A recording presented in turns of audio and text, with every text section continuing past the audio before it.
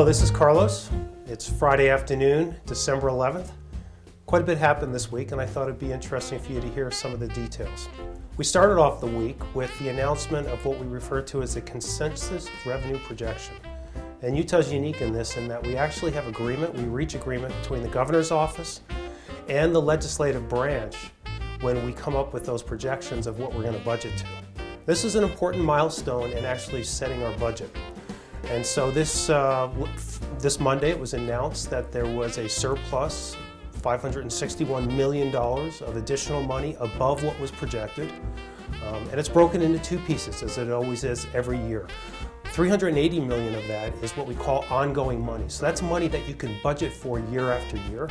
And $181 million is one-time money. So that's money that they've swept up from the corners on programs where they didn't expend everything, but it's money that we only expect to see this next fiscal year. So that's perfect project money to be able to put to one-time things like projects, buildings, and those types of things. So what does this really mean to the department?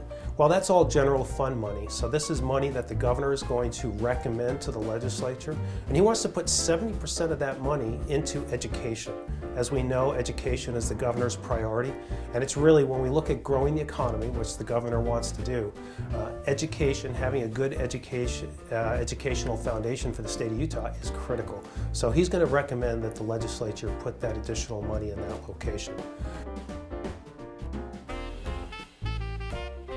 Now, the governor also recognizes that we need to take care of our great state employees, and the UDOT employees are the best of the best.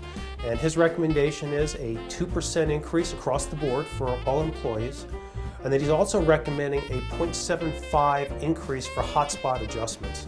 If you recall, last year was really the first year where we saw these hotspot adjustments.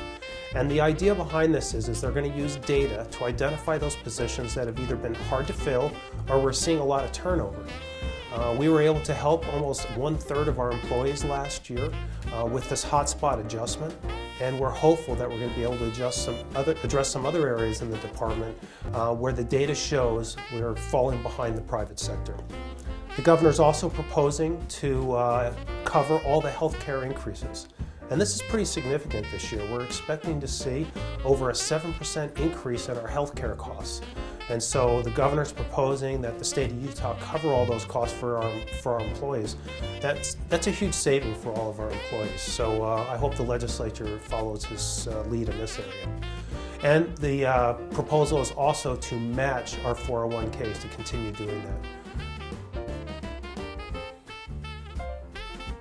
We're a little different than most state agencies. We're primarily funded out of the gas taxes. That's what we use to operate the department. And we have several different funds, and if you're interested in really where the revenues come from and where the expenditures go, I would encourage our employees to go to our webpage. If you go to udot.utah.gov, and in the search bar you could just type in Transportation Funding Presentation. And there's a great presentation there, and it talks about the 4 different funds that we manage. We have our federal funds, about 22% of our entire program. We have our transportation funds, which is primarily our state gas tax. We have the Transportation Investment Fund that comes from sales tax, and that's what we use to build our large projects. And we have an aeronautics fund that's just about 1% of the revenues that we administer. And just to conclude, we had a little bit of a surprise today.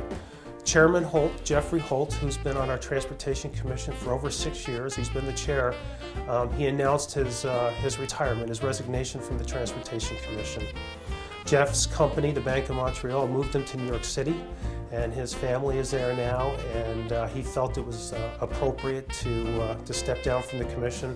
Jeff's been an amazing chairman for our commission and a good friend and advisor to me, and I'm going to miss him personally. The governor is going to consider different names for that appointment, and in the meantime, our vice chair, Kent Millington from Utah County, will serve in the chair role until the governor makes an appointment. Well, that's all from me right now. I want to say thank you for what you do. Thank you for keeping Utah moving. Please be safe out there. Buckle up.